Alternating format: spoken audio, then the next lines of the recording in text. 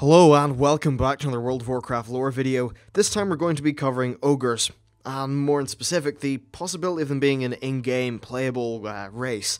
Now first I should probably say that I am not 100% sold on this. This video is more just for presenting the evidence in a way that's fair to the evidence, and giving people some fun lore and speculation, because even if this isn't going to pass, it's still a bit of fun to cover the lore, talk about the speculation, and honestly, for all I know, this could be real. At the end of the day, nobody knows for sure, so it's definitely worth checking out. Now, some problems that I do actually see, just to get this out of the way before we jump into the main video, I see problems with the physical size of ogres, how this ties in with armor models, mounts, and even basic things like walkways and doors. Now in this video I'm going to cover the in-game sort of ogres and how they could possibly be introduced. Some information about classes, information about the species, and then finally I'll round the video off with a overview of their lore. I'll essentially just go through a brief history of what we know about ogres, and I've got to say, like, before sort of Burning Crusade-ish times and the orcs, we don't really know a great deal. So first, let's get into the actual in-game justification. Now, it's possible that if we do travel back in time, at least for a part of this expansion, that we could meet the native ogres of Draenor, and we know very little about their lore at this point, so it's very easy for Blizzard to come up for a reason for them to join us. Or with a reason for them to join us. Now, I do, however, think that this creates a bit of a timeline problem. Playable ogres from the past in Draenor, jumping through time to the future, essentially, it would just be very strange, don't you think? Pulling a player through time would just be very odd in my opinion, and could result in some very, very weird time with time travel lore. And honestly, time travel lore is something Blizzard have not been able to pull off. For an example, there's a few paradoxes going around with, say, Norse Dumu and Morzond and things like that. So honestly, I think this is a very messy solution. Now, many also think that while time travel could likely be an element with the expansion, it's also likely that we will just find another fragment of Draenor, another fragment of Outland, essentially, and spend some time there. And if so, then there are certainly more plausible reasons for introducing orcs. Perhaps we find a more friendly tribe, or something to that effect. Now that that's over with, let's talk about the actual species. Ogres are tall and strong, and according to Wopedia, they grow initially to about 6 or 7 feet once they hit adulthood, and as they live, they grow from a few inches to a foot at a time, and the average large ogre can actually be 16 feet tall, and some have been known to even reach as much as 25 feet. Now, I didn't bother to convert this into meters when I wrote the bullet points of this video, so tough luck, you'll have to do it for yourself. That said, I really do prefer meters. Anyway, they are tall, wide, strong, and very muscular. Overall, they're brutes. They would be the ideal bouncers if you're ever going to be starting, say, a bar.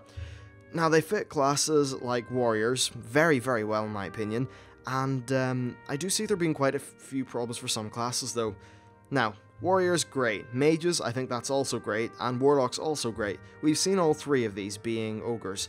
Now, I have heard that there is a tribe of ogres which follow the light, or at least some ogres which do, which opens up the possibility of priests and paladins. Rogues, in my opinion, would be absolutely absurd, and so would monks, and I guess shamans could be possible too, and I don't know why, but for some reason in my head I remember seeing an ogre shaman, so don't specifically quote me on that one. Death Knights would of course make no sense because Arthas did not have ogres as a part of his Death Knight program.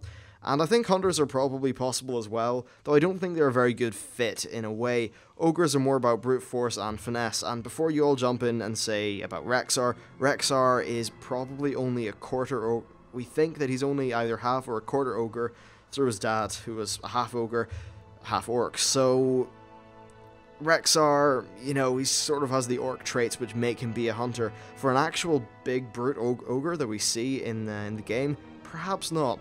Now, honestly, I'm not really too sure if druids fit either that well, so it's hard to know. Now, one thing that I think is worth saying is that, of course, the ogres we see do not have to be the ogres we know in-game. Now, if you take the Draenei, when they were added, people had no idea about the, I suppose, what people call nowadays space goats, because they just can't spell Draenei, and people didn't know about them. They knew about the broken, the twisted, sort of Akama-style Draenei. So it is just very obvious, or possible, that we could perhaps just see another breed of orc, another size, maybe a smaller variant that would deal with some of the problems that I had, such as them not being able to fit through doors. Overall, kind of interesting, and lore justifications for the different classes could come from the different tribes of ogres, and there are a lot of tribes since they live tribe-based societies. Now, let's talk about the lore. and this will pretty much be as comprehensive as we know about ogres. I'll leave out some details about specific character stories because they don't really fit here. Now, Draenor was a very, very long time ago home to giants, and it was, I suppose, quite not known for its giants because people didn't know about it, but it was definitely one of the perks of the Red Planet. Now, these were more than just ogres. There was quite a few different species by the looks of things, and other than the ogres, all that is really left is bones that can be seen scattered around the landscape. Now, the giant races and the orcs were in contact, and it certainly seems like the orcs came to power to the detriment of the giants as a whole. We know that the orcs knew of the giants because they have wards for their bones, and some of their structures were actually made, some of their very important structures were made out of the bones of giants. And even Grom Hellscream's full name, which is Gromash, means giant's heart in Orcish. Of course, that would be quite the honour because, you know, giants have a big heart. Then they're saying, well, he's strong. I probably don't think it means Grom has a big heart, like he's a loving guy, because, well, he wasn't exactly the most loving guy for quite a lot of time. Now, there is one other giant race, I kind of lied, the Gron, and it's not really worth explaining everything about them in full detail, since they're not ogres, but suffice to say they are very powerful giants, and they're actually, in a way, the bane of the Black Dragonflight. On a sort of species-by-species basis, they did kill a lot of Deathwing's Black Dragonflight. Now, eventually, Gruul, who is, of course, the leader and essentially the guy who all of the Grunts seem to derive from, was actually unable to kill Deathwing, and he was saved by the Alliance Expedition. I suppose the Alliance Expedition saw him as being an asset, because while he did get defeated by Deathwing, he was still quite a handy guy to have around, because he was very good at killing dragons. Of course, we do go and kill Gron, or Gruul even, sorry, all these Gruuls and Grons, it's kind of hard to get through it all, and we did end up killing him in the Burning Crusade. Now let's get back to ogres. So the ogres suffered a lot under the Gron, to the point where a lot of the ogres actively tried to settle away, far away from them in places like Nagrand, and it can be assumed that these places in sort of actual space, not actual because it's, you know, fictional, but actual space sort of, are much larger than they are represented in-game, which means the Nagrand is probably quite a distance from the Blade's Edge Mountains. And while some ogres did manage to settle away from the Gron, others, well, they lived under direct servitude, and those are the ones that we killed in the Blade's Edge Mountains. So when Gul'dan rose to power, he allied with the ogres. Now this was mainly initially because he saw their physical size and strength, and thought that they were great shock troops to use against the Draenei. After the Draenei were killed, they were essentially a part of the Horde. The ogres, that is, or at least a lot of them were. Not all of the species joined them, of course, as we know, because some of them still were aligned with Gron. Gron the Dragon Slayer being the guy's full name. Anyway, in an effort to make them more useful, Gul'dan created the Ogre Magi. These are the two-headed variety that we see today, and I actually doubt these would be playable in-game because the whole two-head thing would mess up armor and just general things like that. That said, they could make it so they have two helm slots, which would make them extremely OP. Not really, though. Anyway, the orcs follow the old horde through the Dark Portal and into the First War on Azeroth, and after the horde's defeat in the First War, they were scattered throughout Azeroth, and are essentially as we see them today. They just went off into their different tribes, settled the land, often to the detriment of the Azerothians, I suppose, which was quite a problem for them.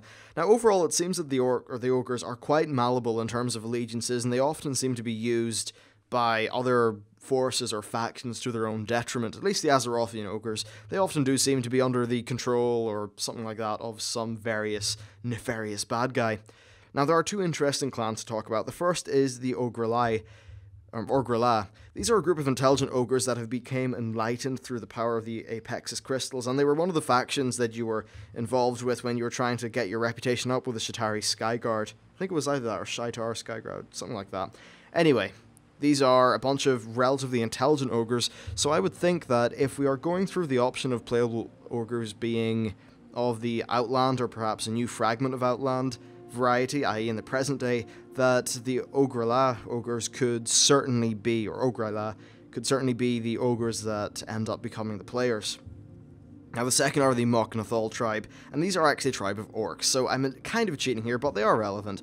Now these are half orcs, half ogres for the most part, and while they are not, probably, they won't be the in-game playable ogres, they are worth mentioning because it's Rexxar's tribe, and Rexxar is of course one of the founding members of Thrall's Horde. He was responsible for a lot of the actions that led to Orgrimmar being built, and fended off a lot of early attacks and that sort of thing. So overall, he was a pretty cool guy. Anyway, that's essentially it. In this video, I've went through why I think it may not be ogres, and then, of course, some of the ways where ogres could be introduced in a non-lore breaking way.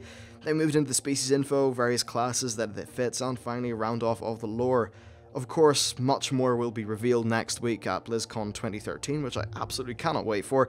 And to that end, be sure to be subscribed to the channel because I will be staying up all weekend with my virtual ticket, making many videos, much to the detriment of my own health.